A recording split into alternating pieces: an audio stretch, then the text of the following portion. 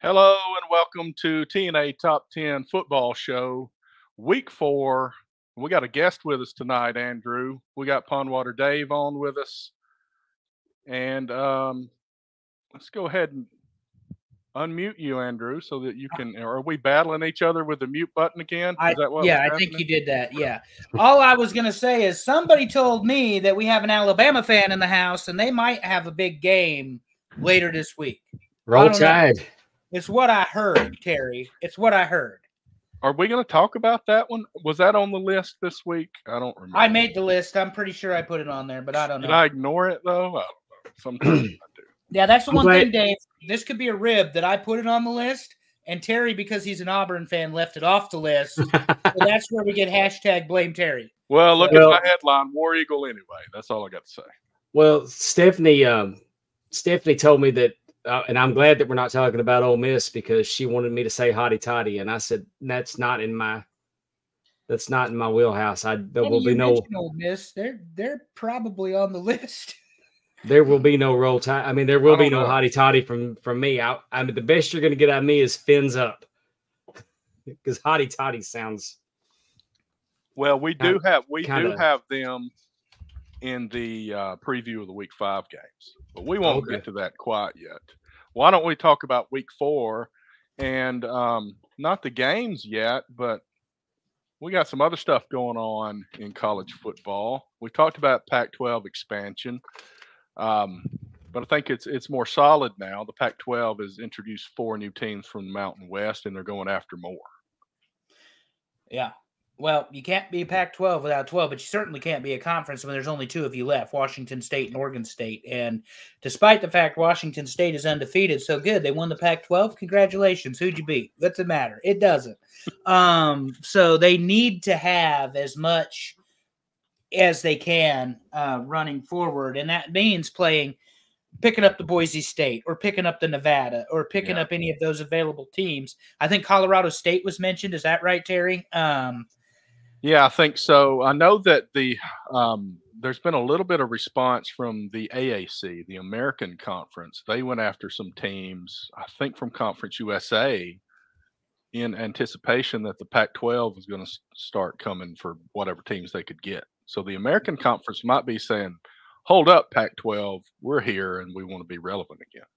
Well, and in 3 years, you won't recognize conference football anyway. You won't be able to say definitively they played in this conference and that conference. So because you won't remember. Right. Yeah, Boise State, San Diego State, Fresno, Colorado State, but also Utah, UNLV, and Air Force are in flux. Yeah, Utah State, not Utah, because Utah, as I predicted, took care of some business this weekend, Terry. But I thought they were going to lose because they did it without my man, but we'll get there. Cam Rising. I think there are good teams out there that they could get, and honestly, I would like to see them try to get Stanford and Cal back. I mean, Stanford and Cal being in the ACC is just ridiculous. Yeah, and the ACC teams that got beat would agree with that. They picked up, and on the basketball front, they picked up Gonzaga. Pac-12 did? Yeah. Wow. Okay. Yeah, we don't think about anything. They've always been what, American or something?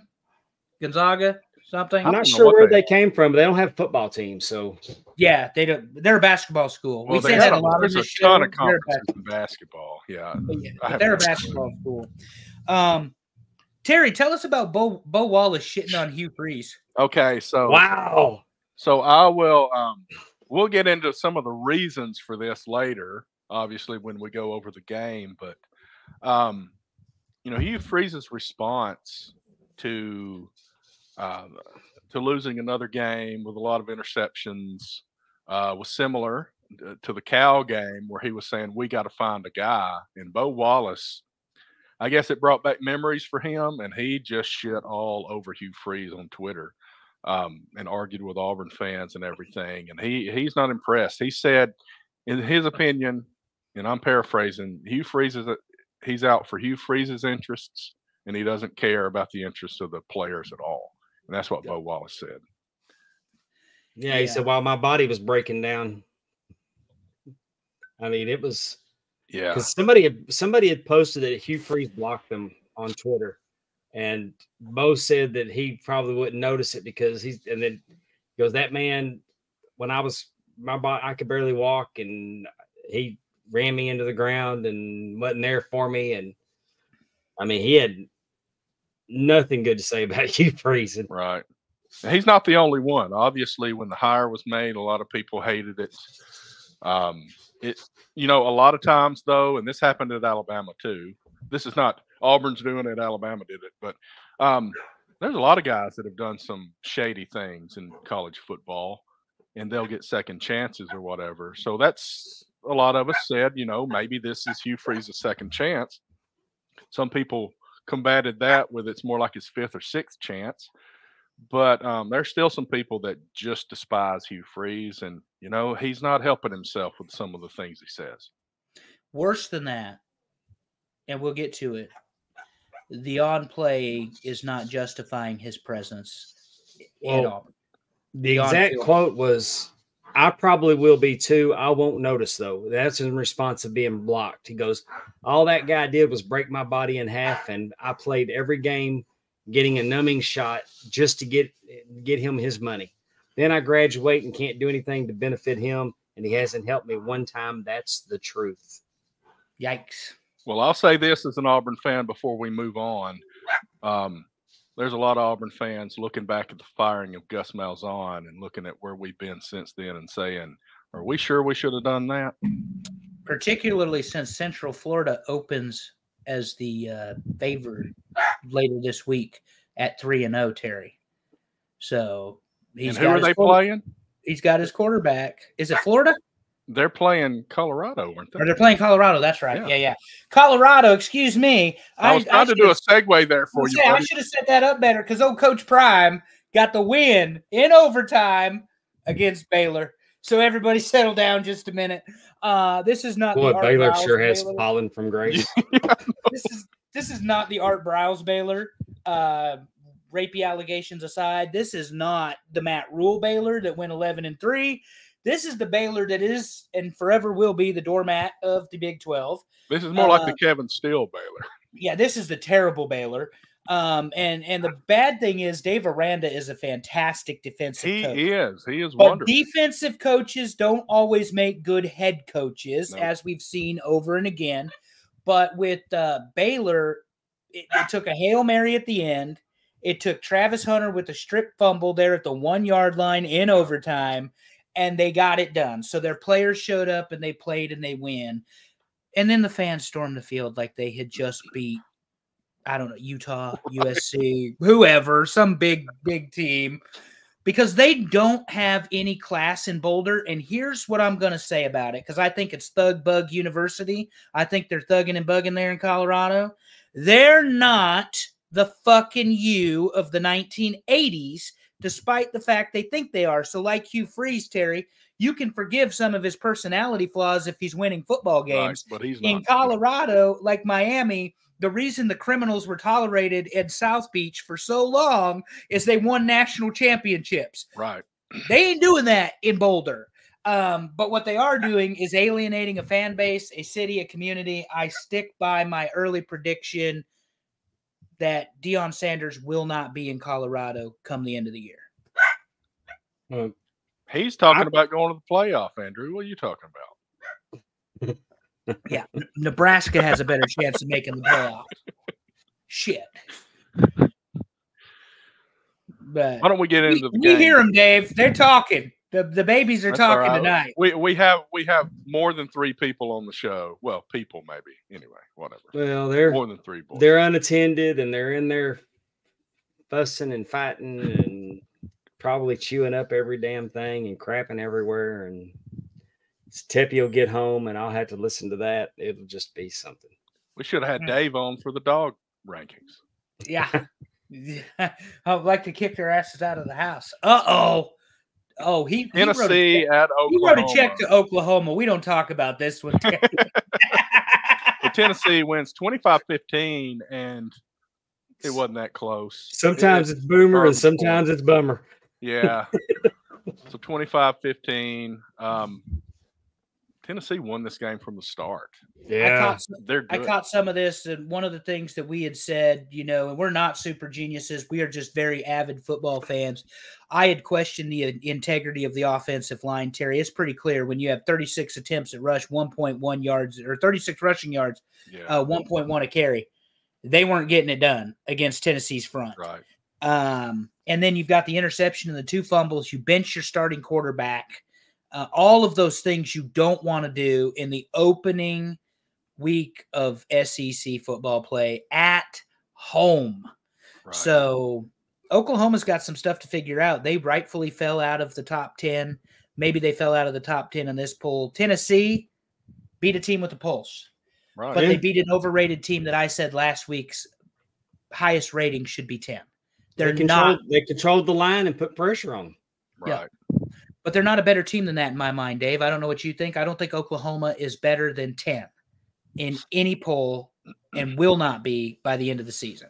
Oh yeah, this is exactly why Lincoln Riley dick-tucked and ran to California, because he knew what was coming when they joined the SEC. It's just that my perception of Tennessee has always been doing jobs in the SEC, much like Baylor. I remember back when Baylor used to do, they were the jobber for the Southwest Conference. So, and the Big 12, like if you had Baylor on your schedule, you knew you were going to win. That was the thing. Everybody beat Baylor. Yeah. I mean, everybody beat Baylor. And then they got, like Tennessee, they occasionally had a good year. And I thoroughly thought that Oklahoma was going to go in there and have a good showing, and they didn't. And now I'm concerned for what's going on in Norman.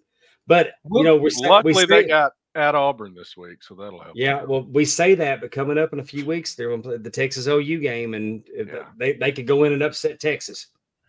Yeah, highly unlikely. But well, you never know, though. I mean, that's just the thing. And it's always it's a schedule killer for the University of Texas. Sometimes when they're really good, they'll lose to Oklahoma. I don't think that's going to be the case this year. I think Texas is the best team in the country, but it could happen. One thing I don't approve of in this particular football game is it didn't look like Tennessee had the killer instinct they needed.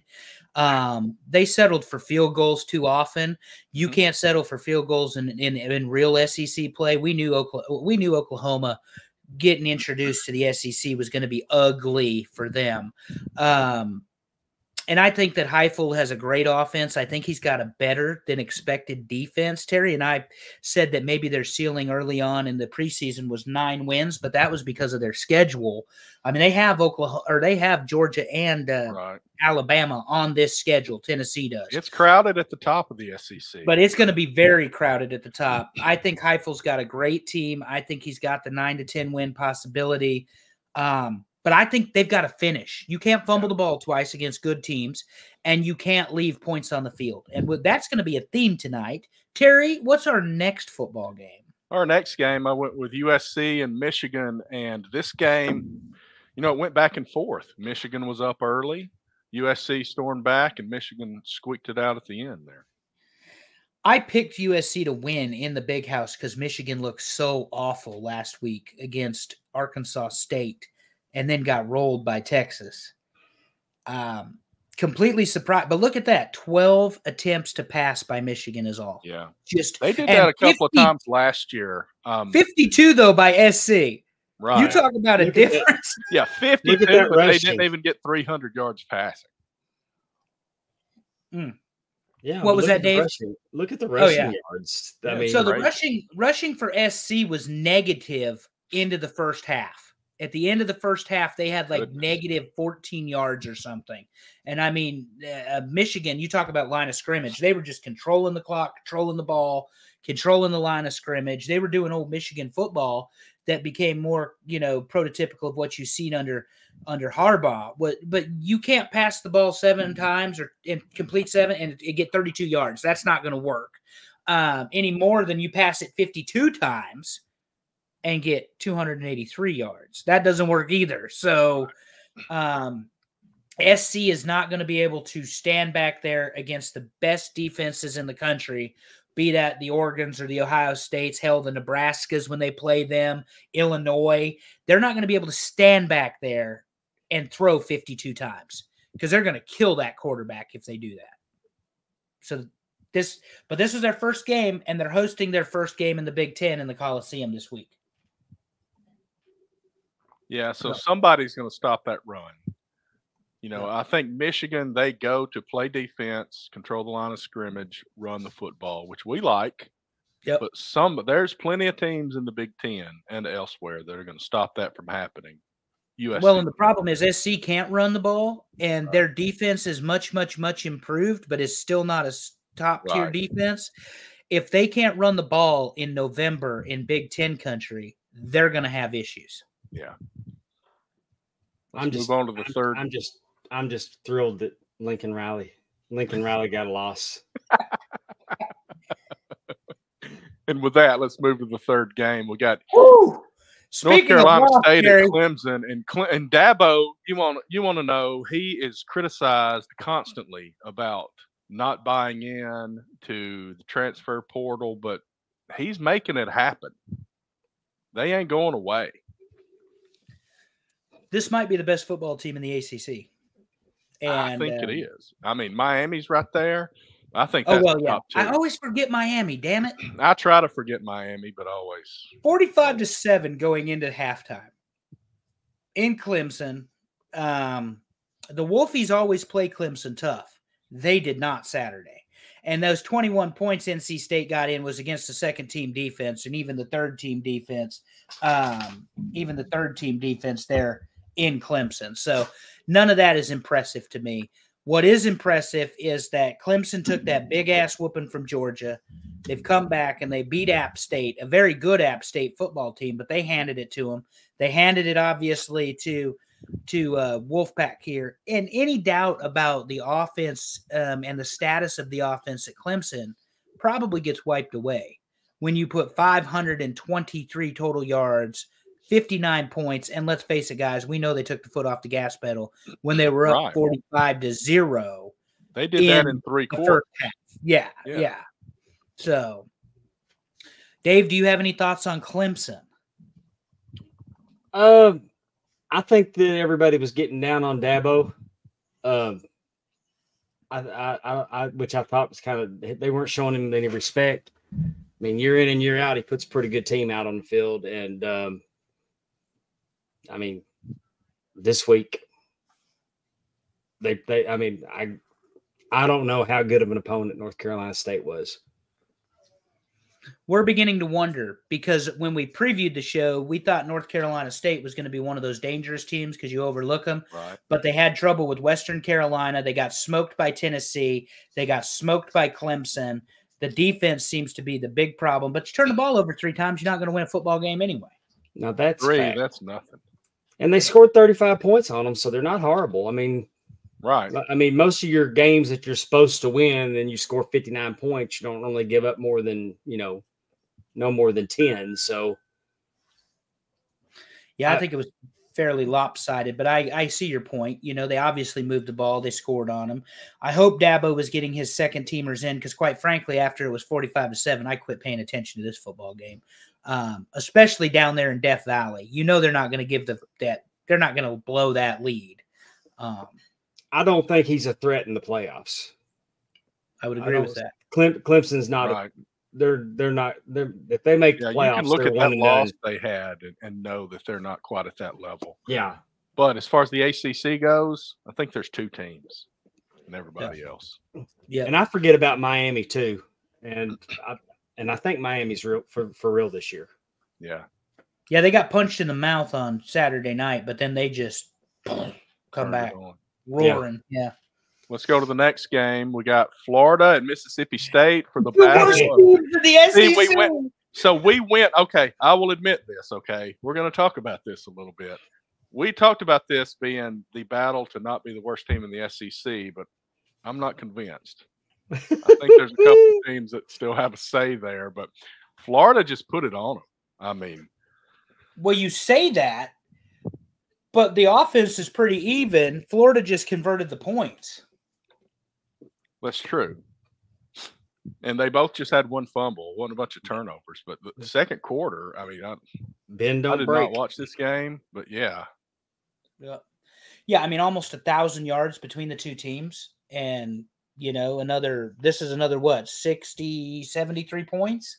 But look, That's a lot of we points. talk about Florida not being good, but they went 26 of 28 passing against Mississippi State. But still, that's against an SEC team. Even if it's Mississippi State, 26 of 28 is very good. And we're Against talking about Mississippi Florida. The Egg Bowl ain't even going to be a contest. Hey, their will to win died with Mike Leach. Yeah. Yeah. I mean, they have not recovered from that, and it's really sad. And their fan base, I dropped my lawnmower off today to have some work done to it, and I have a Ole Miss seat on my lawnmower. It's Ole Miss logo on the front, Rebels on the back. It's one of those seats that you can adjust. It's the air seat. Mm-hmm. I bought it with the Ole Miss stuff on there, so I wouldn't get bitched at by Tep for spending $350 for a seat for this lawnmower.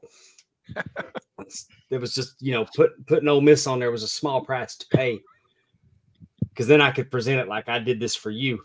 Let me take some notes on that, Dave. But anyway, I pull in today, and that whole dealership are Ole Miss or Mississippi State fans. And he goes, I don't want that in here. It's got Ole Miss on it. And I said, well, do you really want to stand on that hill right now? Yeah. Yeah. We're big supporters of Mike Leach, the air raid offense. Me and Terry both believe he's a Hall of Fame coach. I don't care about the win-loss 600 because, quite frankly, he would have been 600 if he'd been alive. If he had the opportunity to continue to coach, he would have made it past that 600 threshold. I think mathematically we figured it out, Terry. It was 2 games or something short of the 600 it wasn't much. threshold. And and before he went to Ole Miss, he was there. And then, before he went to Mississippi State, he was there. Yep. And I think it was a good thing for him to go there. He was pulling up a program that was really struggling, and he did. And everywhere he went is better that he was there. So that to me is as much important. But I agree with you, Dave. They're still in mourning over losing him because they've not been able to figure anything out since. Yeah. And no one is going to Mississippi State when Big Game Lane's winning 11 in Oxford. Terry, what's next? Next game is James Madison and North Carolina. And I think they played basketball on this one, 70-50. James Madison, your Cheez-It team of the week. To 1,227 yards of offense. 5 turnovers by Carolina, and you wonder how James Madison wins. And James Madison had 53 points at halftime against North Carolina.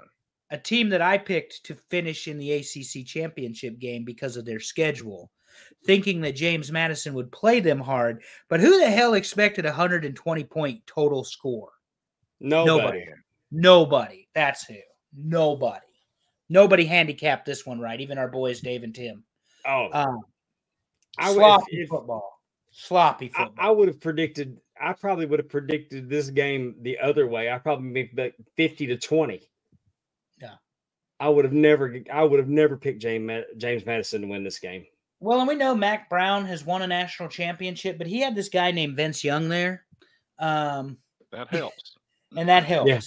And he had that was his version. Yeah. He had a really good defense at Texas, despite what happened in that national championship game against USC. That defense was a lot better than what they showed in the national title game. Let me just to clear my affiliation. I don't like the University of Texas. I never have. I was always, I loved SMU until they got the death penalty, but Texas A&M was my school that I wanted my daughter to go to, and then she went to Oklahoma, so that all changes that. But what I'm saying is that Mac Brown was a hell of a coach, but when you can't beat Oklahoma, you're short. Your tenure in Austin, you're short for the world there. Yep. And they probably shouldn't have got rid of Mac Brown when they got rid of him. I would agree with that. I mean, but I could say that about I don't think Ole Miss should have got rid of Hugh Freeze when they got rid of him. Yeah, and like I said earlier, it's like the same thing with Gus. Bo Pelini won 9.5 games for Nebraska, but he lost the ones that mattered, and that's why he's no longer the head coach at Nebraska. Yeah, there's a lot of coaches that are that way. But I didn't even realize Mac Brown was at James Madison until after the game. He's not. He's at North Carolina. Oh, Yeah. Mac Brown is at North Carolina. oh, Yeah. I did not know that. Yeah, Mac Brown's back at North Carolina. He went from Carolina to Texas, back into the as to be an analyst, and then he went back into the booth. Oh, back crap. Into the spot. I'm sitting here taking up for him, starting to feel good about him that he done something. And he's had some sound bites this week. He's going to be short for North Carolina losing to James Madison. That's like Texas losing to Oklahoma all the time. We had Gene Chizik at defensive coordinator out there, and they were doing terrible, but it doesn't look like it's got any better. Well, they fired him. Chizik's gone, but yeah, right. It's not any better. It's not any better after him. Nope. I swear I saw Mac Brown and didn't realize that he was with North Carolina, and then I was like, "Oh, he beat North Carolina. That makes sense." No, he didn't. That would make sense, but nope. Let's go to the next game. We got UCLA and LSU, and we keep talking about LSU being kind of a fraud, but UCLA is not a whole lot, but they win this ball game 34-17. UCLA will be the doormat of the Big Ten this year. They'll be lucky to win a conference game. LSU still sucks. Their defense is still not good. Their head coach is a B+ player at best. Suspect at best. Always has been, always will be. He will not beat the big 4 or 5 in the SEC because he can't. And he doesn't have the Heisman Trophy winning quarterback that helped him win 9 games last year. So LSU is still going to fall, Terry, 7-5, 8-4, something like that. They're not. They're middle of the pack SEC team. Yeah, they're not. Just too many teams. Yeah, and they're not a good football team. When you don't play defense against UCLA, you're not a good football team. So I will say that they are not scheduling scared because they are putting a lot of non-conference games on there with other Power 4 teams. We'll call it. Yeah, the non-conference schedule, and we'll get to it at the end of the year, has been much better this year than last year, for sure. I don't think there's much more to say here. Let's move on. We got Georgia Tech and Louisville, and I don't know about Louisville. I don't know how good they are this year compared to last year, but they beat Georgia Tech pretty handily here. They scored. That's your difference. I'm looking at the numbers, and those numbers do not match that score. No. Georgia Tech, they had the fumble, but Georgia Tech's going to run the ball. And they didn't run the ball well. They're going to throw the ball, obviously. But you look at just the sheer number of plays. If I'm counting this right, let's call it 26 rushes and 19. So that means Louisville had 45 total plays. That's not that many. Right. If you do the math on 57 divided by 2.1, and then you have 19 additional, 45 plays is not a lot of plays. Most college football coaches want 60 or 70. And that's kind of what you see out of when you do the same math, you got 30 and 30 is 65 for Georgia Tech. So they obviously, you don't have a time of possession here, Terry, but if I had to guess, time of possession favored Georgia Tech. But once Louisville got up, and Jeff Fromm, and we know they're a good coach, well-coached football team, was in the ACC championship last year. But I thought they would have a lot more offensive firepower because that's kind of their game.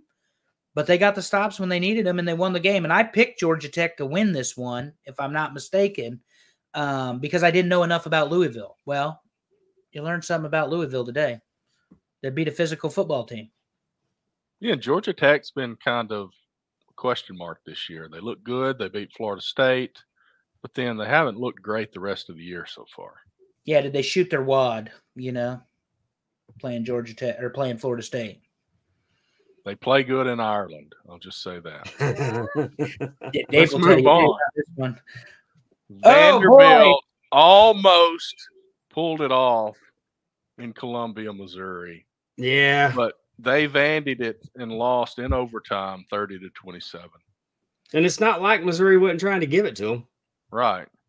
Clearly, no turnovers, but 442, you're not completing. That's, again, you're not finishing if that's the result right there. Well, it was a big time field goal game, and they missed 2 in the fourth quarter. They didn't even have to go to overtime. Well, there you go. Do they not have the fat guy still there kicking for them?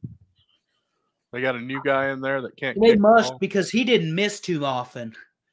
It just seemed like this was a fight to see who could lose. Well, the thing is, Missouri is a very good football team, but the last couple weeks they have been tested. First by Boston College, which was a slugfest, and now by Vandy. But you can see they don't make a lot of mistakes. But you just said, Dave, they lost 6 points by not converting field goals in the fourth quarter when it mattered. So Right. maybe they're not going to turn the ball over, but at the same time, you better be able to convert those points. And particularly when you get to Georgia, when you get to Ole Miss, when you get to Tennessee, when you get to Alabama, when you get to Texas, you better be able to score. Absolutely. And I'm going to say that for a college kicker, I got a piece of advice. A piece of advice for just something, some food for thought. If you can't score on the field, you can't score off the field. And that's why Dave's here tonight, because he gives us his pearls of wisdom. What's up next, Terry? We got, oh, good Lord. After that, I got to turn. talk about this. Hold on. Give me some room. I could have copied and pasted the stats from this Arkansas-Auburn game from the Cal-Auburn game. 4 interceptions, 1 fumble, a lot more yards. Defense played great considering all the turnovers, and they end up losing by 10. I watched most of this game, and it just seemed to me like Auburn was playing very sloppy football. Yeah. Like I was surprised at how sloppy they were. The quarterbacks make bad decisions. You know, this is where Hugh Freeze comes out and says we got to get somebody that doesn't throw to the other team. And then, you know, we talked about the whole Bo Wallace thing. But you know what, Hugh, and I got to get back to this. In the offseason, people kept saying, go get a transfer portal quarterback. And he said, no, we're good. We're obviously not good. Well, Nick Saban also said on game day there's a reason they're in the transfer portal, and that's why Florida State was a microwave school, because it was a quick fix. That was hilarious. And 72-year-old Nick Saban don't give a fuck, in case anyone wondered. This is what this tells me, Terry. 2 things. Number one, if Auburn don't clean up the turnovers, it's going to be a long, ugly season. Yeah. Number 2, Arkansas is not nearly as good a football team. You gave them 5 extra opportunities to score, and they beat Auburn 24-14 with Bobby Petrino as your offensive coordinator. So Arkansas is clearly, and they only had 334 yards of offense with those 5 extra possessions. So it's not like they're that good a football team, Arkansas. What's Arkansas's record now? 3-0? 2-2. Are they 2-2? 2-2 or 3-1? Yeah, I've seen them play. I've seen them play twice. They've looked pretty good both times. So well, they lost to Oklahoma State, and Arkansas they just barely lost to Oklahoma. 3-1, so they lost to Oklahoma State. They lost. They almost won that game. Yeah. But that's all I'm saying, Terry. My thought process is if you guys keep turning the ball over, you're never going to win games. Right. And we're going to get there in a second. Everything seems to be in place but that. Now, the offensive line is not great. They kind of rebuilt the offensive line this year. It's not doing much better. They may be worse than they were last year overall, and that's the scary part. This is year 2. If you're not better than year 1, because I'm looking at the outlook for the rest of the season. Auburn's 2-2 right now. And there's a lot of tough games coming up. How many of those are winnable? They went to a bowl game last year. Mm-hmm. They may not go to one this year, and that's going the wrong direction. Correct. But War Eagle anyway, like my headline said. That's right. I'm really, really surprised that Auburn's not playing better football than they are right now, because I had high hopes for Hugh Freeze there. I was a fan of Hugh Freeze at Ole Miss.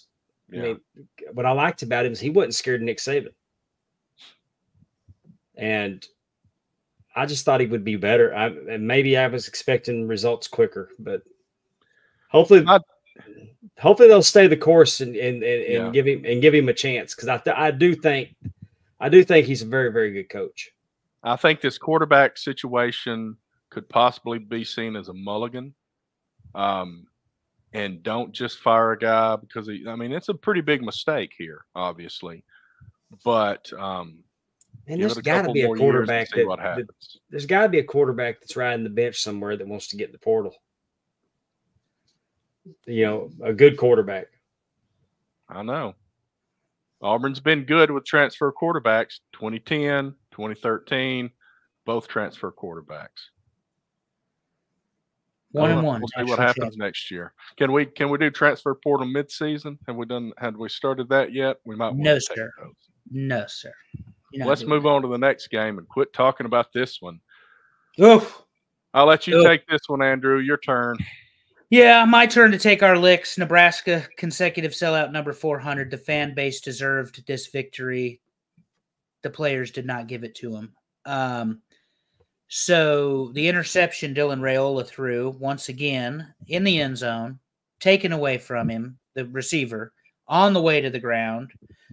Looks like it could have been incomplete. They called it an interception, whatever.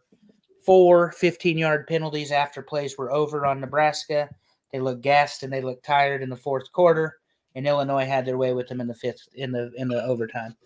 Dylan Raiola is better than advertised. He hung in there, stood up, 24-35, 297, 3 touchdowns. The rushing was not great. Like I said, the interception in the end zone, that was a touchdown. Then they decided on 4th and 3 with the backup kicker to kick a 39-yard field goal instead of giving it to Raiola. I'd have given Raiola the ball and told him, go get me my first down because the game was tied. So Rule went for the win, didn't work out. They had this play defensively where I think there was an issue there. It wasn't even a design. The tight end just sneaks his way out of the backfield, sitting in the corner of the end zone, touchdown twice. So they weren't reading the defense. They weren't striking. They weren't aggressive. They weren't blitzing. It looked like a really slow, soft team. So I'm hoping come Purdue, 12 o'clock Saturday, they get all that crap taken care of. Now, am I wrong to think that when you lose in overtime, it's basically a coin flip? Yes.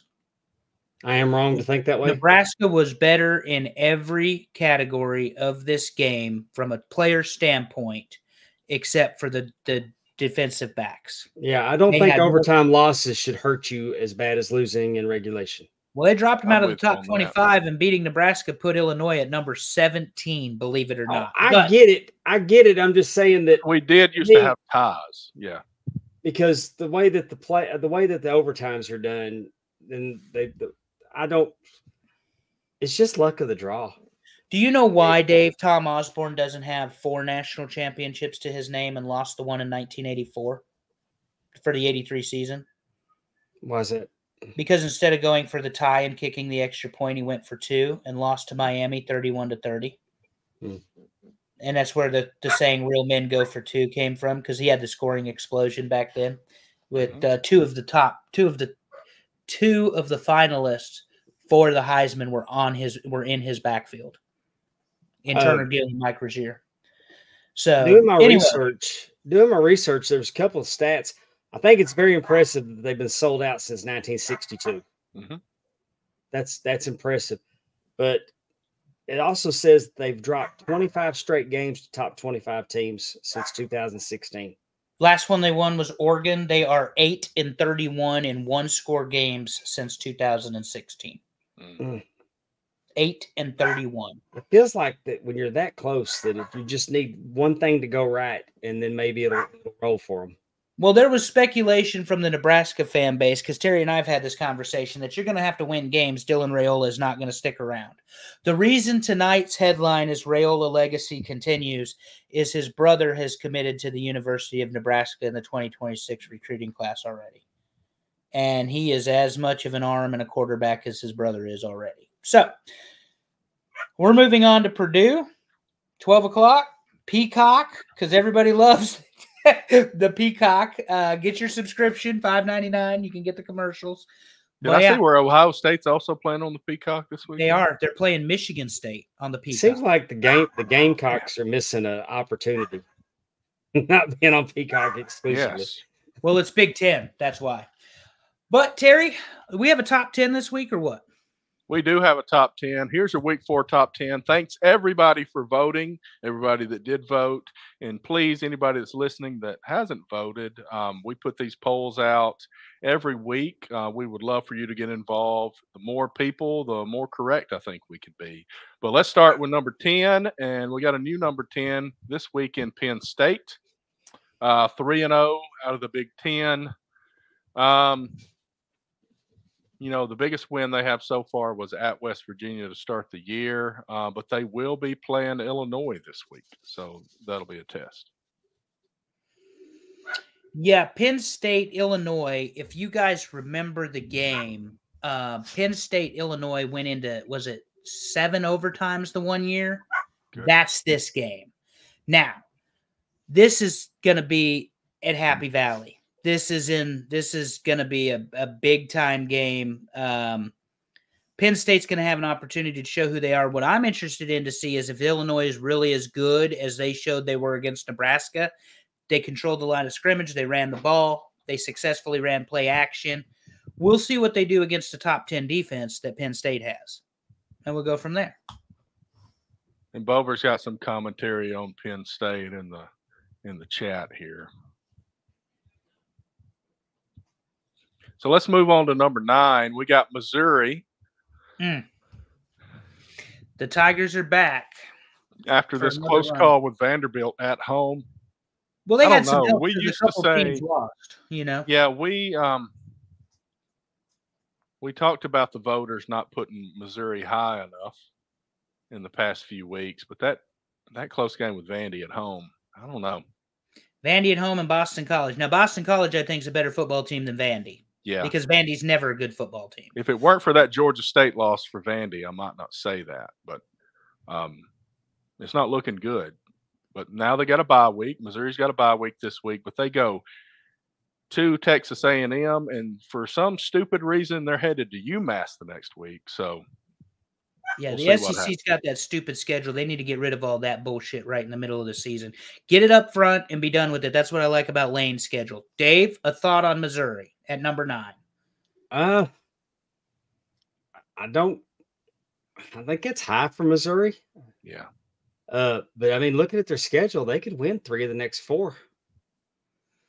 Alabama, give them a fight. Alabama's going to whip that ass. They're at Alabama. In Tuscaloosa, Yeah. That's tough. They got to play a lot better than they did against Vandy, that's for sure. But, I mean, even looking down that, Oklahoma's a winnable game unless Oklahoma turns something around. South Carolina, Mississippi State. I think that Alabama and Arkansas are really the only 2 games they got to worry about. Oh, he just shit all over Auburn, Terry. Oh, well, I mean, until Auburn quits throwing interceptions, I don't take any offense to that, honestly. Who's number 8, buddy? Number 8 is Miami. Ooh. And this is a little low, in my opinion. I think Miami is probably a better team than this. A big 50-15 win at South Florida, and they've got Virginia Tech this week, and Virginia Tech has not shown to be much. This used to be the game, though. The U versus Virginia Tech. The Big East game. When Beamer was there, you were going to find out. You remember back, was it 2000, 2001? Michael Vick was the quarterback of Virginia Tech, and Dorsey was the quarterback for Miami. I want to say it was 99, 2000, 2001, somewhere in there. Number 2 versus number 3, something like that. It was a fantastic football game. Beamer ball gets it done. They get the special teams play, blah, blah, blah. Frank Beamer ain't been there in a decade, and Virginia Tech has not been that threat since Beamer has left. I think that this one's probably closer than it deserves to be, but the U rolls, and we'll get to that in the preview. But who are they going to play? Who do they play on this schedule that gives them a football game? It doesn't look like there's anybody. I was going to say that I had them at 6, but the strength of schedule, I didn't look at the strength of schedule. Is at Louisville worth talking about? That's what I don't know. Yeah, because we don't know enough about Louisville yet. Right. I we still know Jeff don't know. Fromm's a good coach, week. And they just beat GT. But I mean, California, probably not. Florida State, Florida State Dave. have that one game. Yeah. I mean, sometimes teams do that. They've got talent. But Florida State, Miami now, they could be 1-11 and 11-1, and the 1-11 is going to win. So maybe could Georgia Tech has another one of those. Yeah. Could they be a trap? Could. Coming off of Duke, yeah. And their bye week is late. So anyway, I think the U rolls Friday night, but we'll find out. What's number 7, Terry? Number 7 is Oregon, and they've dropped a bit, but they put it on Oregon State. Yeah, they were off this week. They were off this week. Yeah, so I haven't put the bye weeks in the top part. I'm just showing the previous record, but now they're getting geared up to go at UCLA, and that doesn't sound like a scary game at all. Michigan State is a pretty good football team, but that'll be at Oregon.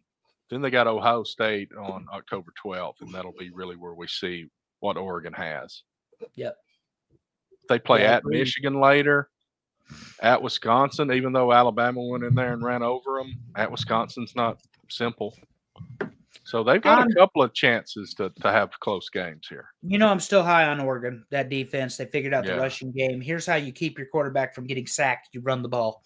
So if they can continue to do that, they're going to beat Michigan State. They're going to give Ohio State a fight. But $25 million was paid for a reason for the Buckeyes. So, and it isn't to beat Michigan. It's to win a national championship for the first time since 2014, I think it was. So what are you thinking about Oregon, Dave? I think it's Oregon at number 7 is. I think it's about where I put them. Yeah, I think I had them a little higher earlier, but I think some other teams have really proven things that Oregon hasn't so far. Well, I'll tell you this, boys. I never had them at number 3 like the AP did. Yeah, I just didn't see. I didn't see enough there. Yeah, I'm okay with them at 7. They're a playoff team. I think they're a playoff team for sure. And when we get toward the end, Terry, we're going to have to start ranking the top 12. Just who's in, who's out, Maybe true. I think we'll know after team. Ohio State what they are. Absolutely. Well, we're going to find out for real. Yes, sir. Terry, who's number 6? Number 6 is Ole Miss. Little low. Everybody's insulting. I think so. Insulting Big Game Lane there. But, they have played Furman, Middle Tennessee, Wake Forest, and Georgia Southern. So, yeah, they haven't been tested yet, and I don't know that they're going to be tested this weekend. It's hard to know which Kentucky team shows up. Well, again, you look at the schedule. Chance favors Lane Kiffin. I think Arkansas is going to be a tough game for them. Georgia's definitely going to be a tough game for them. LSU maybe. Shootout probably. Because it's at Death Valley. That might it's be in a Tiger crazy Stadium. game. And then they're at Arkansas. That Arkansas might play up. They got Georgia at home. That helps. But then, they're getting help. Look at those last 2 games. After a bye week, after Florida, they play Georgia, they got the 2 worst teams in the conference. After they're aren't they ranked? They're ranked 5th, aren't they? 5th in the AP. Yeah, I think so. Yeah. Go out of your way to watch Lane Kiffin do TikToks with his daughters. Oh, it's hilarious. It is so good to me. Did you see the one with this weekend where his daughter was putting on makeup and asking him questions while she was putting on makeup? And one of the questions is, it's parents' weekend. My mom's coming. How do you feel about that? He goes, well, she hadn't come to a game all season, and we're ranked 5th. Everybody loves a winner. He is so funny. And, he doesn't care. He's another one that just does not care. I think he did the whole throw the clipboard in the sky thing in the last game. Did he do it again? 2 games ago. Because he did that at Alabama, I think. I think he did that a couple of weeks ago. Well, he was in the door at Ole Miss doing that. I like Lane Kiffin. I like him a lot. He's entertaining. And nothing bothers him. That's the best part. Saban is yelling at him in his face, and he's just like, okay, all right. I like what Kirby said. They've got a group chat, and somebody asked Kirby about these things that Lane puts on social media, and Kirby's like, he does that all the time in the group chat. That's nothing new. Yeah, he goes, I see everything he posts before he posts it. Yeah. But watching him this weekend with his daughters on TikTok, I got tickled. Number 5. Tennessee. Tennessee kind of swapped places with Ole Miss this week on this list after going into Oklahoma and getting the win. Not on my list. But I guess that is really the difference. If you want to say that Tennessee's a little more proven just because they went to Oklahoma and won, we'll see. But I think these two teams are pretty even. And Tennessee has a bye week before they head to Arkansas on October 5th. I see 2 games on that schedule. Yeah, Alabama and at Georgia. Yep. I see 2 games for that offense. I see 2 games. On they've that got. I think Arkansas is going to test them. Mm-hmm. We'll I think Arkansas is going to test them. I'm a little disappointed. I'm not sure they're as good as. I mean, I'm not sure that Oklahoma just wasn't that good. Oh, they're not good. That win over Oklahoma may be a louder indication that Oklahoma is not what I don't think it's as impressive they beat Oklahoma because I don't think Oklahoma is what was expected. Oklahoma won against Temple 51-3, and I was able to pick apart their offensive line and their protection schemes because they let their quarterbacks get sacked 6 times and lost a wide receiver for 8 weeks to a foot injury when you're up 35 points. What sense does that make? That was dumb on Venable's part. But no, for me, Dave, Arkansas is not got the talent level Tennessee does. And even though they got Bobby Petrino ready to take Sam Pittman's job next year, because that's going to happen at Arkansas, Terry's prediction, not mine, but we support each other here on TNA Top 10. Florida sucks. Arkansas is not great. Alabama, of course, is a top 5 team. Then Kentucky. Stoops will get them ready to play, but I don't know that you're going to be able to. And then you got Georgia and then UTEP and Vandy. I mean, this again favors Tennessee. The schedule favors Tennessee. Particularly when we start talking about Texas's schedule, Georgia's schedule, Bama's schedule, it gets ugly talking about those schedules. Yeah.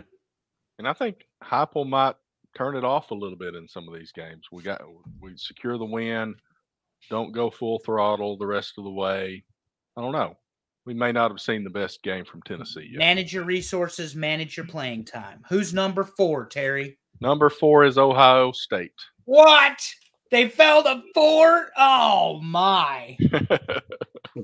I don't think they're top 5 on my list. Oh, my goodness. So they're another team that hadn't really played anybody. They played but I hate them. Akron, Western Michigan, and Marshall, and they've got at Michigan State this week, and they got Iowa next week.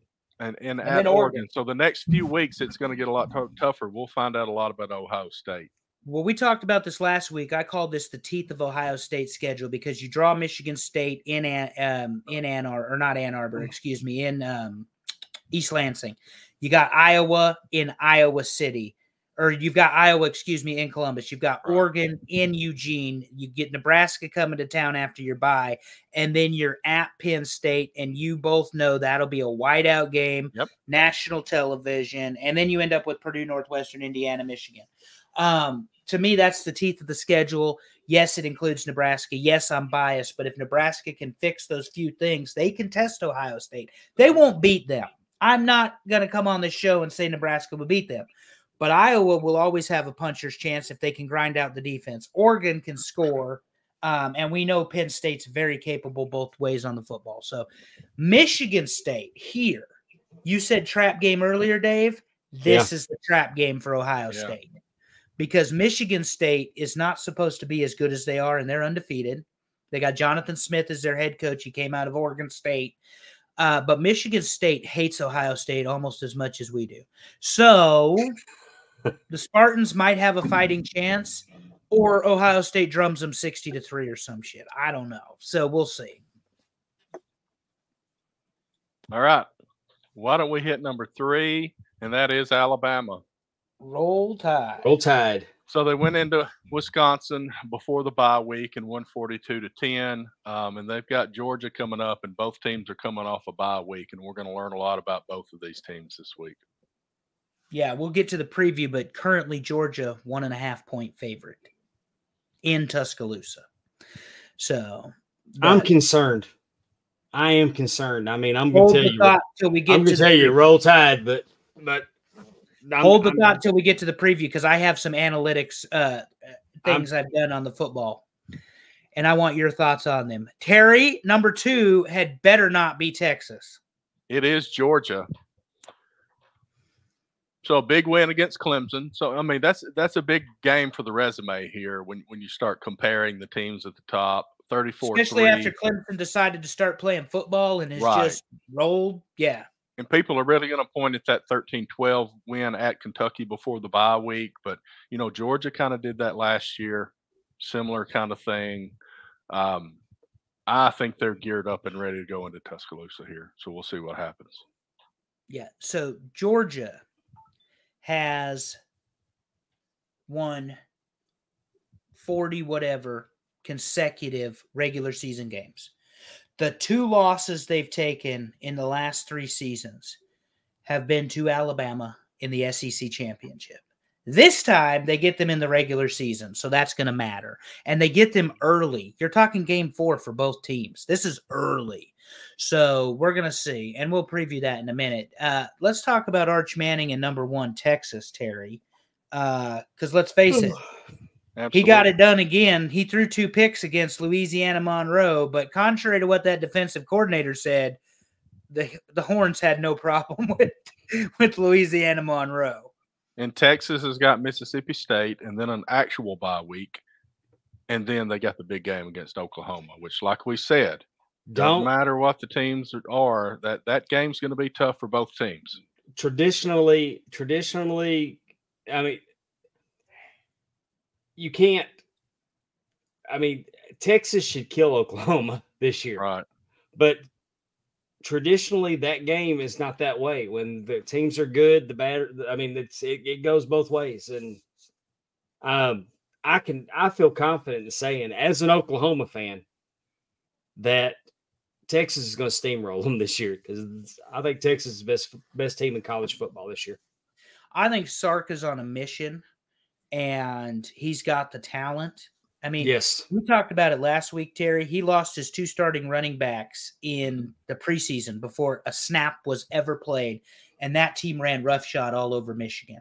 So I think Texas, like you do, Dave, is probably the best team in the country. I think Georgia's the most experienced and complete team in the country. But they certainly are not playing like the best team, and there is a difference. And we're talking micro differences in these top 2 teams. If they get past Oklahoma and Georgia, they're rolling all the way. That is an interesting part of the schedule. Nothing that's going to stop them. You got this Texas-Oklahoma, which is going to be – there's going to be some injuries coming out of that. And who's going to get injured? Oklahoma is a trap game. And Oklahoma is technically at home, but it is the Cotton Bowl still, if I'm not mistaken. Yeah, so, they're in the Cotton Bowl in Dallas. They're in the State Fair of Texas. So, but Texas is the official home team this year. So, anyway, Terry, that's the top 10. Run it down real fast, and we'll get to the game. We're a little overtime, but it's okay. Dave's here.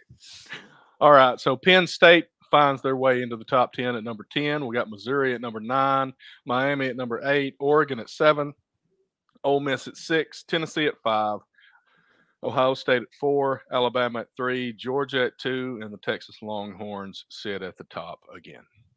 Yep. Let's talk about – we did enough talking about last week in the poll. Let's talk about Week 5 games we care about. We got Virginia Tech, Miami, at Miami, Friday night, 7:30. Miami's favored by 18.5. Any chance Virginia Tech – even gets within that 18.5 here? If the bus breaks down and leaves the offense stranded down the road, maybe. I think Miami probably wins this by 20-something points. Yeah, they roll. They roll. I think they cover the spread. So, Terry, I'm going 3 full touchdowns again. You, unfortunately. What do you think, Dave? I'm going with the U. There's no way the U loses this game. You think they win big, or do you think that Virginia Tech keeps it close? I wouldn't be comfortable betting, and I given that 18.5.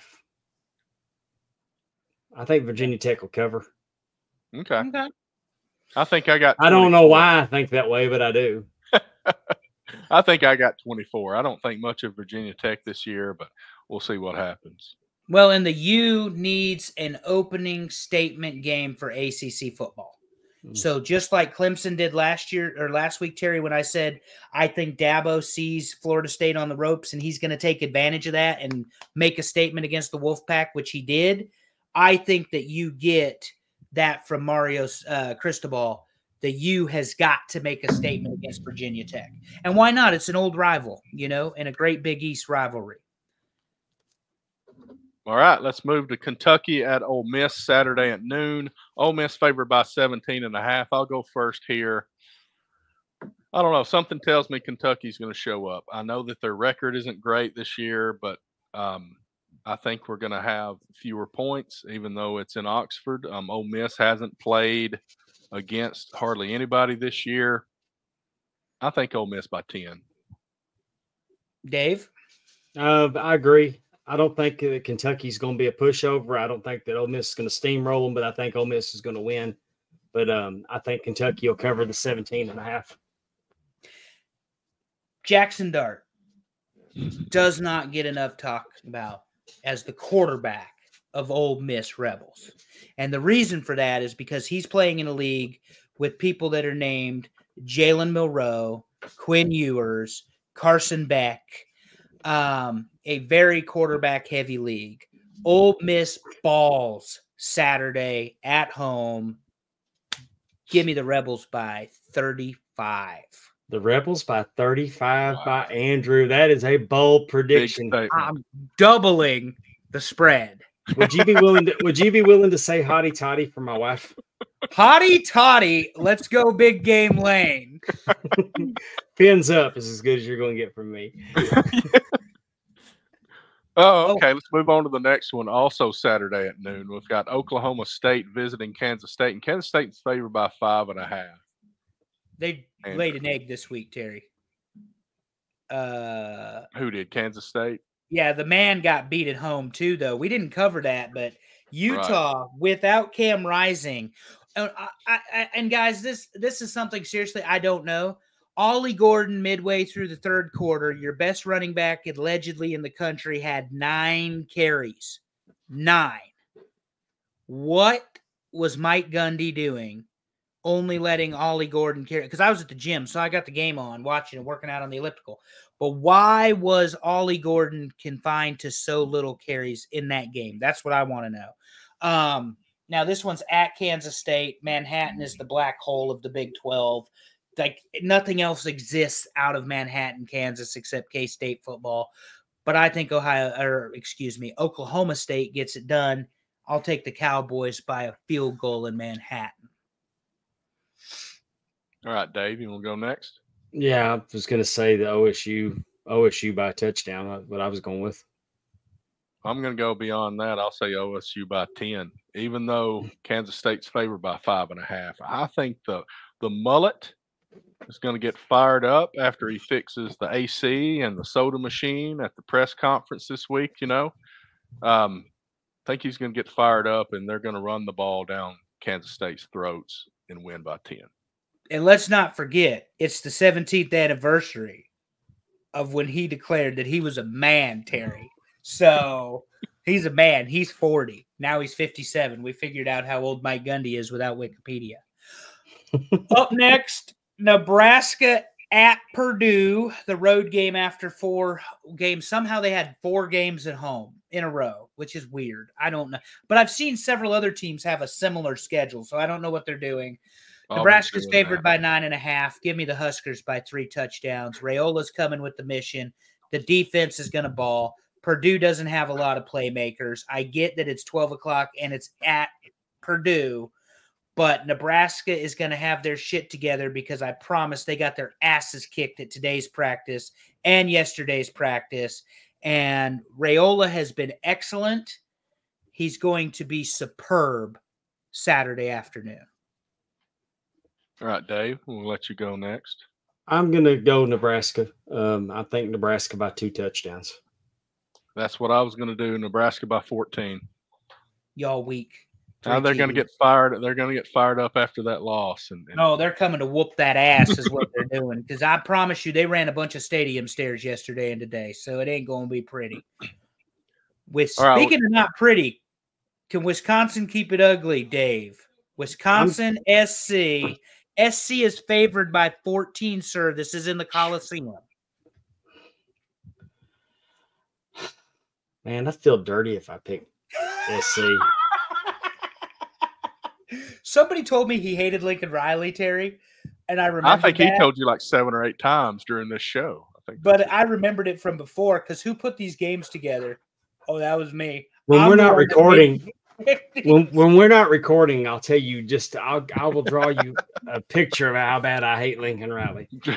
But I don't want to get y'all canceled, so I won't say it on y'all's show. I haven't got us canceled yet. It can't be that bad. It must take it's bad. It's bad.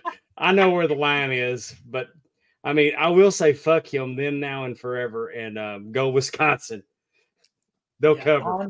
They'll cover. They're not going to win. But you don't think they lose by 14? No. Okay. Actually, I think they're going to put the fear of God in them. I think it's going to be a close game. So we learned that SC has no running game. Wisconsin's very strong on the line of scrimmage. They will have a running game. They will control the clock. I'm taking Wisconsin in an upset in the Coliseum. Give me the Badgers by 6. See, I was tempted to say that. I'm reluctant. I don't think SC's as good as I thought they were last week. I think Wisconsin's a lot better than they're getting credit for with this 2-touchdown thing here. But I think SC at home by a field goal. Okay. We'll see. I hope I'm wrong. I mean, I had my way. SC would never win another game again, and a big old an earthquake would hit and swallow the stadium. And I mean, biggest factor in that game is Tyler Van Dyke is out for Wisconsin for the season with a torn ACL, and he's the quarterback that came in from Miami. Yeah. So, but they still run the ball. They still control the line of scrimmage. They still are going to play Wisconsin football if they're given the opportunity to do so. Now, against Alabama, they were simply outgunned. Right. SC is not in the same category, caliber, ranking, whatever of Alabama. No. So, and I think Wisconsin needs a bounce back game. This might be it. And Lincoln Riley wanted to chirp real loud when they beat LSU. He goes, y'all said I was scared of the SEC. Well, I beat an SEC. No, bitch. We said you were scared of Nick Saban is what we said. You were scared of Nick Saban, and you was probably scared of Georgia. But nobody ever said you were scared of LSU or anybody else. But you knew who Daddy was. Now he ain't here. Well, speaking of teams that everyone loves to hate, we got Notre Dame welcoming Louisville there, Terry.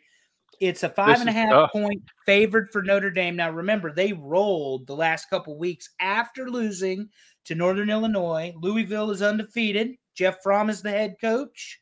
Little Indiana stuff, but it is in South Bend, 5.5. I'll go Notre Dame by a touchdown. I want to say Louisville, but I haven't seen Louisville's enough. Up after last week. Yeah, they're riding high. Yeah, I just think Notre Dame is going to get it done at home by a touchdown. Yeah, I'm going Notre Dame too probably by about 10. Give me Louisville by a field goal. Oh, all right. I ain't scared. All right, we got this next one. Oklahoma, with their first SEC road game, comes to Jordan-Hare.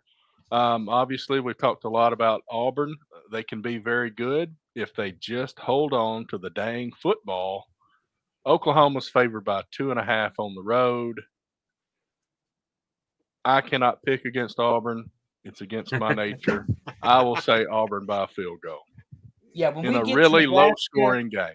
When we get to Nebraska, Ohio State, I'll stay in a loud, clear voice that Nebraska is not going to beat Ohio State up until October 26th. And then they're pulling off the biggest upset in the history of college football, October 26th of the Horseshoe. This game, for me, Terry, comes down to turnovers. The offensive line of Oklahoma sucks. I always said defense wins championships. Turnovers do not win you a game. So I'm at a push. Seriously. Do I pick Oklahoma? Do I pick Auburn? Jordan-Hare is one of the least favorite places for any opposing team to play. I'm giving Auburn the win by a field goal only because it's a Jordan-Hare Stadium. All right. Dave? Boomer Sooner. Boomer Sooner. What a heel. They're going to bounce back. They're embarrassed about their performance against Tennessee, and they're gonna come back with a vengeance. I'm gonna say Oklahoma by 14. All right. Very well could happen if Auburn doesn't know how to hold on to the football. That's the big thing. They're minus. Oh, they have the worst turnover 14, differential and most turnovers in the country. Right. That's the thing about being a fan is I can see how bad y'all played last week, but I can't see how bad we played last week. Ohio State, Michigan, East Lansing, 7 o'clock on the Peacock. Ohio State is a $25 million team built to win a championship. The Spartans, on the other hand, another scandal, Mel Tucker, sexual harassment, blah, blah, blah. Blew $80 million contract on his own. No longer to coach. Jonathan Smith doesn't have all his players. 25 or not, guys? Oh, they're going to cover. Yeah, I think they're going to cover. I think 35. You're going to wonder if this is one of those games that were scheduled just to have a high score. And I mean, this probably at the beginning of the year might have thought it would have been one of their more competitive games, but no, they're going to. So you're giving the Spartans no chance against Ohio State? None whatsoever. Me neither. Yeah, I think Jonathan Smith's doing well, but it's still Ohio State at Michigan State at this point, and he needs some time. He ain't got the team for it. I agree with both of you, but I think the spread is about right. I think the spread's about right. But I think Ohio State wins in a runaway. I mean, it's to their they need to show off. They need to have a big win because they ain't played nobody yet. Marshall doesn't count as competition, no matter what my buddy Yambag Jones tells me. So. All right, well, let's move another Big Ten game. Yeah, the semi-main event of the evening, Terry, in Happy Valley. Illinois at Penn State, and Penn State's favored by 17.5 against an Illinois team that's looking pretty good, honestly. 17.5 looks big to me. I'm going 7. Yeah. Penn State by 7. I would take Illinois to cover. Tough defense on both sides of the ball. I think that Nebraska gave Penn State the scouting report. I think they know what to do to stop Illinois. This is always a close game, but I'll take Penn State by 10 because it's in Happy Valley. It's under the lights. It's going to be loud. If I was doing a handicapper hotline, this might be my lock for the week. That this is the game that you could bet on, and you're going to win because they're going to cover that. I think that's giving you money with 17.5 right there. Yeah. And now the game everybody wants to talk about. And it's got the wrong spread. It's wrong. Yeah. I was going to say, I thought it was 1.5. Sorry, that must have been whatever game was there last week. Okay. So, Dave, you're the guest. You're the guest picker. We've got Georgia. I set it up for us earlier. Undefeated 3 consecutive seasons, 40-plus regular season wins. The only 2 L's they've taken in the last 3 years are to Alabama in the SEC championship. 2-time national champions during that period, 17 returning starters, including Carson Beck, coached by Kirby Smart, and the game is in Tuscaloosa. On the other side of the ball, Alabama has a quarterback who's in the Heisman Trophy conversation that, as I mentioned last week, can throw the wheel, can throw the slant, can throw the dig, can throw the curl, can throw the go. Oh, and by the way, he can run quarterback draw out of an empty set. So you have to account for him. They can go 5 wide, and Kirby's going to have to account for Jalen Milroe as a runner. All that being said, it's Bryant-Denning Stadium, 7:30.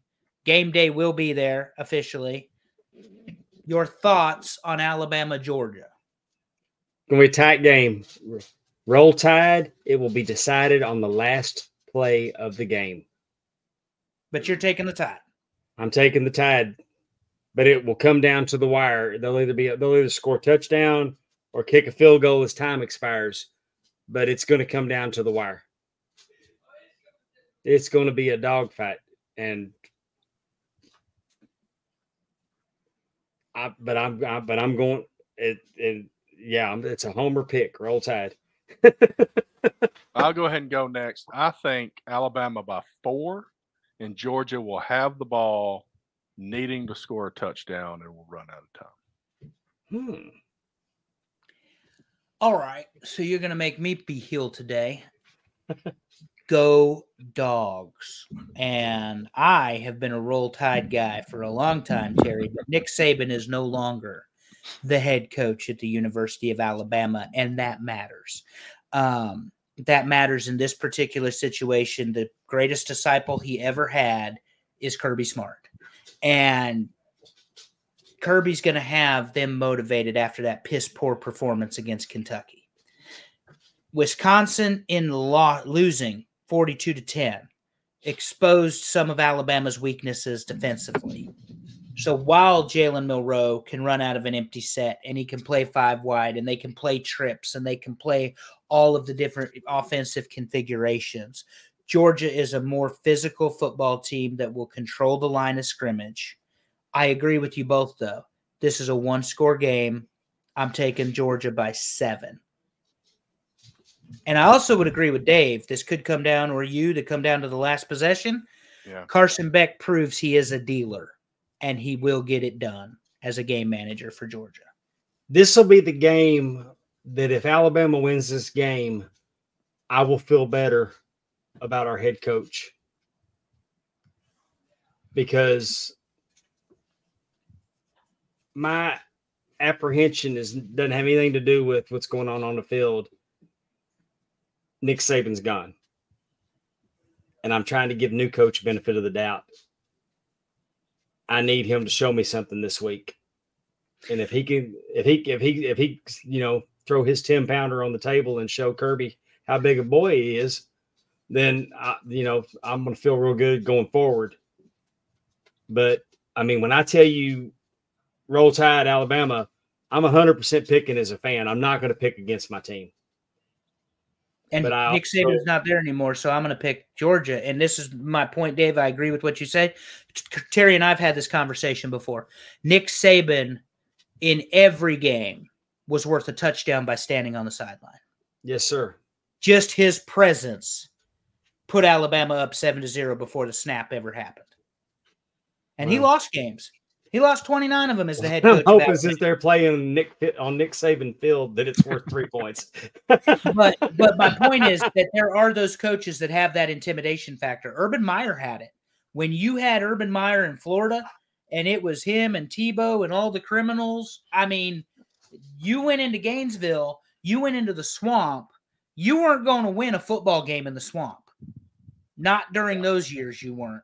Spurrier had that swagger. Tom Osborne for Nebraska, chewing his damn big red gum, chomping on the sideline, had that swagger. So there is something to be said about that. Kalen DeBoer, unfortunately for him, decided to step into the shoes of a giant among college football coaches. And this is his first big test. I understand he was successful at South Dakota and Washington with far less resources, but this is Alabama, Georgia. This is national championship level football, and I don't think he's ready for this level of football yet because Georgia will bring it. And I hope I'm wrong because I want to see a rivalry between him and Kirby for the next decade. Oh yeah, and I think the line being 1.5 tells you all you need to know. It's a show of respect, you know. Yeah. Yeah. But we doubted him all year last year. We did. And offensively, like I said, you can tell offensively his fingerprints are all over the Alabama system.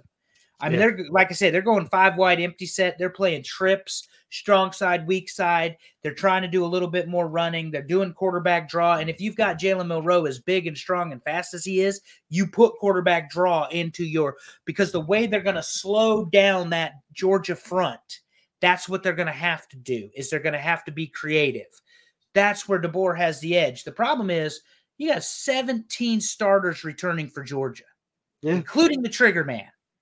And their defense is fast. That front 7, the linebackers and the front 3 are going to give Alabama some headaches, I believe. And I wouldn't normally pick against Alabama. Well, let's don't forget that Nick Saban has an office there. Don't think that he hadn't coached this man up on what to look for. Right. And the thing is, he and Kirby are so good of friends as well. Yeah. You know, and Nick Saban wants the conference to be successful. I'll be interested to hear his comments Saturday on game day.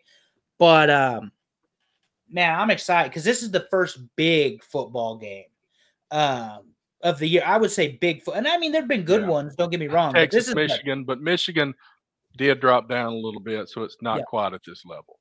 Well, this is the first top 5 football game. Yeah, and in our poll and everybody else's. I'll be interested to see who Pat McAfee picks in the build. Did you see McAfee? He mentioned him. Did you see McAfee troll? Yes. Wherever they were. Where were they? Oklahoma. They were in Oklahoma. Yeah, he picked Tennessee over Oklahoma. Yeah. He's a Boomer Sooner. Not today. Right. Yeah, he does that. Oh, he did it in the SEC title game, and it was magical. It was great. He called the dogs, and then he says, "Give me Alabama." The whole crowd went nuts. It was great. But I guess what, boys? We went 2.5 hours. Oh, I made the leaderboard this week, guys. Bryant got lucky because Timmy C did not pick his games this week, so he dropped down. Yeah, I didn't pick my games for a couple of weeks. I what am I, 6-4? I'm Bryant's in the lead at 24 and 16. Yeah, I'm 20 and 20, so I'm right on. You're right on our heels. Yeah. And, Timmy C is at 21 and 11. I put him above us. It just counts the number of wins. So technically, ESPN shows us tied, but I figured with him with 11 losses, I'll put Timmy C above him. Brian Horanz is not good at? I don't know. Andrew, do you want to comment on that? No, I mean, you're right. He wins. He won our bowl pick'em last year. Yeah, he's very good. He knows a lot of stuff. He is very, very good. The one thing that I pointed out, and this is not a cop-out or an excuse, they pick some damn games to pick that I'm like, I have no idea. Right. Like, I don't even know. I normally go with the favorite on those games because I don't know any better. Virginia Tech versus Rutgers. Flip a coin. Literally flip a coin. And there's nothing between there but Carl. That is correct, Bober. There's nothing. Hey, I'm in Alabama. Come on. He's a few years younger than me, so he doesn't maybe remember the glory days as vividly. But I bet you he's got them all on VHS, DVD, Blu-ray, and digital. So, all right, well, that's enough glory for him. Let's take him off the screen and we'll just show our mugs here. Bober's making me laugh. The game sucked last week. They were not great, Mike. That is for sure. Well, Bober's doing well too. I pulled into a tie with you there, Bobes. Fixing to overtake you. Can I just say to Bobes, go Stars? Fuck hockey. This is our show. We don't do that here. Hey, what are we going to talk about when baseball season ends? I don't know. Football. We got to figure out. Hockey. I'll find reasons to hate LeBron James, and we can talk about that every week. There you go. I will not run out. I saw him with P. Diddy in a video on Instagram earlier. I can't wait for him to be on the VIP list. Talking about Diddy parties. All right. Well, let's try to wrap it up. It's been great, Dave. Wonderful having you on both. Thank y'all for having me on. I've had a blast. So fun. It's great. You know, the other show when we have the silly top tens, it's great to have other people on to give their opinions. That was very valuable. Thank you. Anytime. I had a great time tonight, and I knew more about hamburgers than I do football. But I still had a good time. Well, that might be all three of us. Wait a minute. I didn't eat at half those fast food restaurants y'all picked. We put them on the list. Hey, I'm going to tell you, to me, it's Whataburger, Carl's Jr., and everybody else. I can't believe Sonic didn't make the list. Yeah, I don't know. Burger, I didn't look this time at 11, 12, and 13. It's real hard. I was surprised one like White Castle or Crystal didn't make the list, but oh well. Yeah. It's a different thing. Too many choices. Wait, like Shake Shack, you really don't eat White Castle. You just borrow it for a little bit. That's true. All right. Well, thanks everybody. Thank you, Dave. Thank you, Andrew and Allison. She's not on screen, but she's here. We thank you. We love you. Thanks everybody for voting this week on both polls. Thanks anybody that showed up. Mike Bober was really doing, and Alex Wheaton, I see there. Thanks, Alex, for showing up. Mike's the one with all the comments. He didn't know how to shut up, but he knows how to pick some football games, so that's good. We'll forgive him for that. But anyway, I'm going to wrap it up quick this week. Thanks everybody for showing up. Thanks for voting. Like I said, be a champ this week in everything that you do. See you next time, everybody.